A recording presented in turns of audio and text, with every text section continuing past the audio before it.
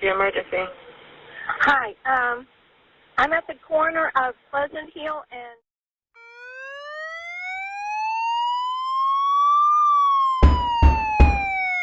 If you're not an essential worker, you are probably at home all day either working, trying to get things done around the house, or maybe trying to relax a little bit.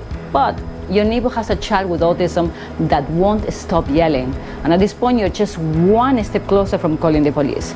If this is your case right now, please stick around. Able to get an in, I got this down at Delaware Ridge. I got you a Channel 5 element coming down there. Hi, welcome to my channel. This is Maria Borde. I am an author, activist, and mom of 3 autistic children. And you know what? I get it. Yes, I do. Don't think for a minute that parents of autistic children enjoy hearing their kiddies shout to the top of their lungs while affecting the peace of neighbors. No, they do not want that. Life becomes quite stressful when you're raising children who are struggling to communicate and self-regulate. But the honest truth is that unless someone is in a parent's shoes, they don't know. So the number one thing I would like you to know is that when an autistic child has a meltdown, in other words, when they lose it completely, parents can't just tell them to be quiet and calm down and they will follow suit. It doesn't work that way for autistic individuals. The meltdown has to stop first in order for them to focus and listen to what is being said. And you know what? Meltdowns are not episodes that can always be avoided. One of my boys used to have huge meltdowns if he saw a fly. Now, how am I supposed to know when a fly will pass by? Virtually impossible, not so? So I guess what I'm trying to say is that even though I know it is not fair to you because you have all the right to relax and enjoy your time at home, these families also need a lot of support and empathy from caring neighbors who are willing to lend a helping hand in their time of need. Most families raising autistic children live in isolation, so having someone who can offer some assistance or at least understand what they go through can be very rewarding. The second thing I would like you to know is that yelling or disturbing noises you might hear from an autistic child usually happens when they are non-verbal. Sometimes when they are overwhelmed or excited, they make specific sounds or noises because it helps them to be calm. I know you're probably thinking, okay, but how is this helping me? Let me tell you how. When we do our best to look beyond ourselves, to look beyond what bothers us, to look beyond our temporary discomfort, and most of all when we know and understand that it is not being done on purpose or by malice, but by a condition that a child or adult has no control over, then we start seeing the bigger picture. We start feeling, we start empathizing, we start reaching out, and we realize that perhaps all of this isn't about ourselves after all. The third thing I would like you to tell you is that all of this doesn't mean that your concerns are not valid. Of course not. Sometimes the yelling and the noise can affect neighbors greatly and their sleep patterns as well.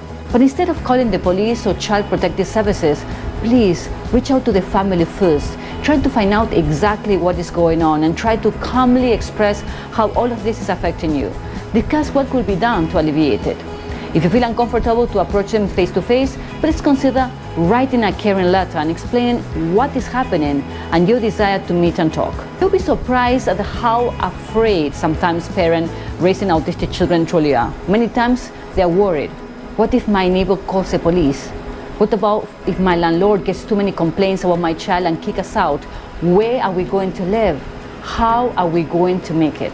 No parent raising a child with a disability and going through so much to provide not only the basic needs but also struggle financially to get treatment and therapy that can help the child should ever have to worry about a neighbor calling the police because their autistic child is making noises that he or she cannot help. The fourth thing you should know is that calling the cops on your neighbor or child protective services because they are making too much noise can make things worse. These measures should only be taken in extreme circumstances. For example, if you definitely know a child is being abused, no one, especially an autistic child and their family, should get a visit from a police officer letting a stressed parent know that someone called the police because their autistic child is making loud noises.